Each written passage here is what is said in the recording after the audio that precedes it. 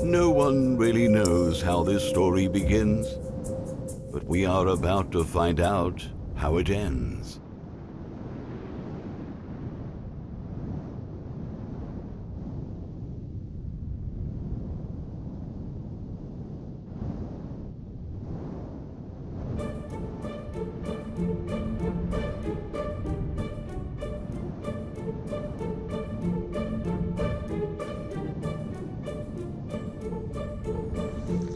You may have already realized that Benedito and Osario led a very peculiar life. Living alone in the world with no ground beneath their feet could be a nightmare for most people, but for them, it was perfectly ordinary. And just like in the lives of ordinary people, there were calm days and stressful days. But as unlikely as it may seem, life went on relatively peacefully. Benedito and Osario had always been together, but they were as different as two brothers could be. Osario was careful, cautious, and prudent. Benedito, not so much. Osario had a restless mind, always full of questions. Benedito, not so much. But none of this got in the way of their relationship.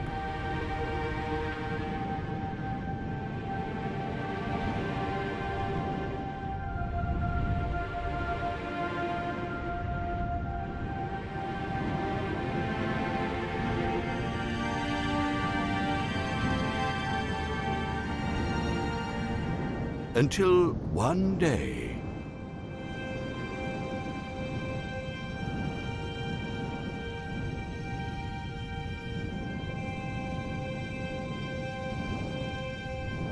Osario became absorbed, watching fragments of a world he was never part of.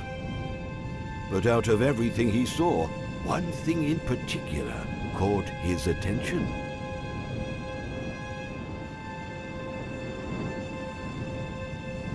One dot. What was so special about this dot? It was the only object that didn't move. Throughout his entire life, Osario had never seen anything so still.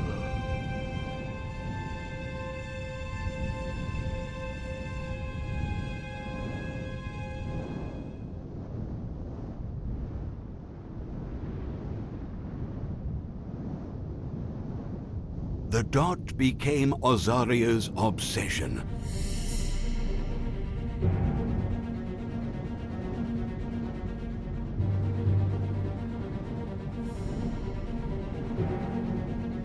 And by staring at it for so long, he noticed something rather odd.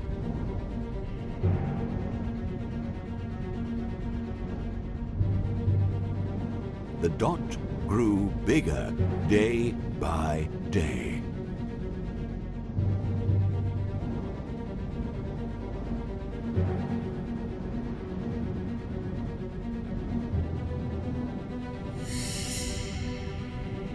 You may have already guessed where this will end, but not Osario. Let's say that growing up in a world with no ground makes the concept of falling a little difficult to understand. But eventually...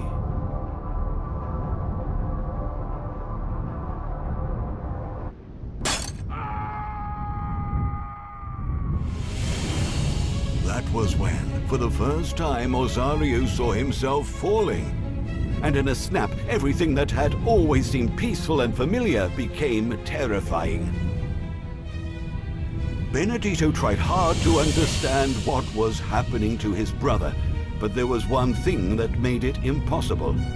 He never saw the dot.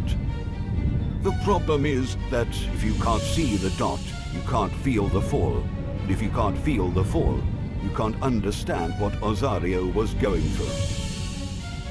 And in a world without words to express falling, vertigo, and the concept of height, Osario struggled to explain himself, but the more he tried, the less Benedito understood. Even though tied together by a rope, it was as if they were no longer in the same place, and you could realize that just by looking at them.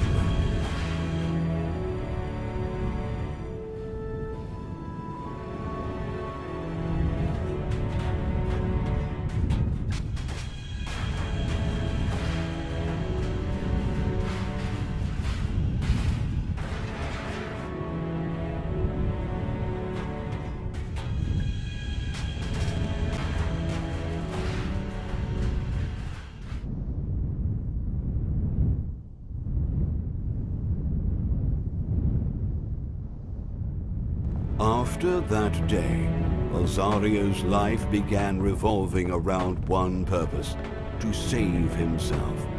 Benedito tried to participate, but he didn't feel the same sense of urgency his brother did. Living together became a challenge. Suddenly, they had nothing in common. Neither was angry at the other. What they felt was a mixture of pity and guilt. And Osario's guilt grew, like the dot on his spyglass. When he closed his eyes, he could only see Benedito crashing in different ways.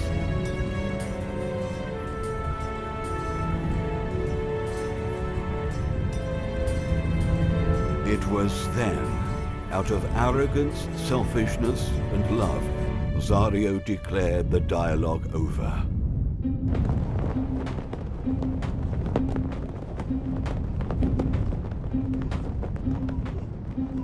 Benedito's reaction surprised both of them.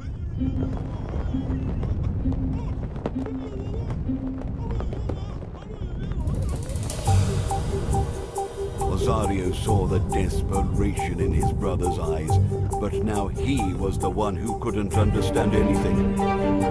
The problem is that if you don't look around, you can't understand the breadth and depth of the world. And if you don't realize that breadth and depth, you can't understand the concept of claustrophobia in a world without walls. This could have been just another fight between them, but by impulse, chance, and inconsequence,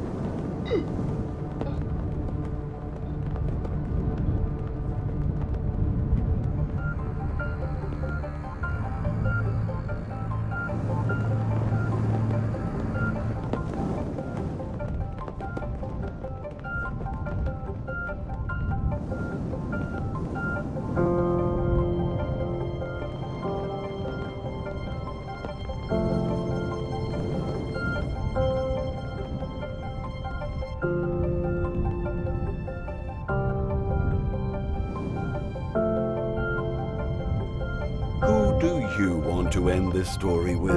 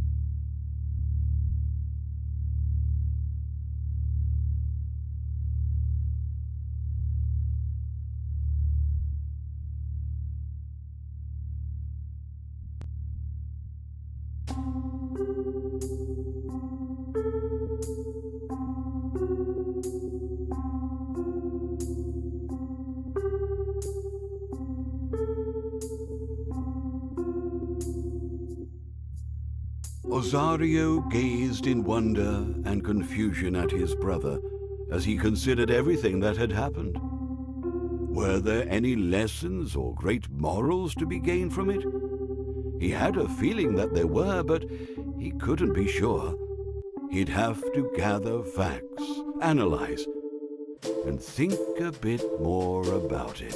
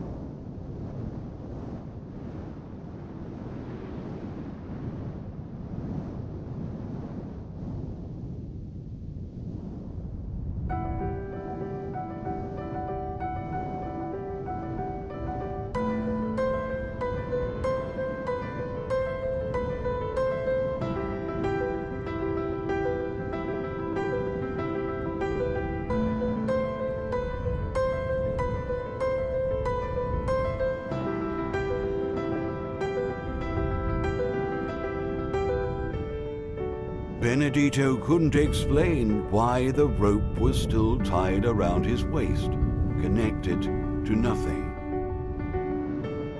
The truth was a powerful longing was tied to that end, but it didn't hold him back. Benedito lived freely, no regrets or worries. Never looking back or forward, he was happy and free. A life that was beautiful, simple, and calm. And so it can continue like this. It's best that we stop the story here.